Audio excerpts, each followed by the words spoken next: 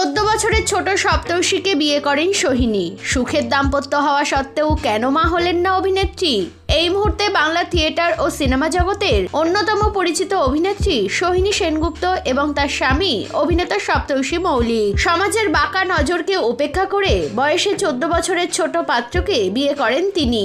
তাদের বিয়ের খবর শুনে নেটিজেনদের একাংশ তাদের দিদি ভাইয়ের সম্পর্ক বলে কটাক্ষ করতেও ছাড়েননি।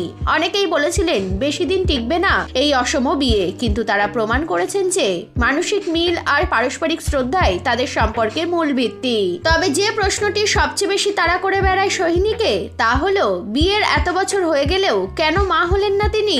অনেক সময় প্রশ্নটি এতটাই তিক্ত রূপ নেয় যে তার শারীরিক গঠন বা ওজন নিয়ে বিদ্রূপ করতে ছাড়েন না তাকে। তবে তারা দুজনেই স্পষ্টভাবে জানিয়েছেন বায়োলজিক্যাল সন্তান না নেওয়া আমাদের একার বা কারোর ব্যক্তিগত অক্ষমতা নয়, বরং এটি আমাদের দুজনের একটি অত্যন্ত সচেতন ও মিলিত সিদ্ধান্ত।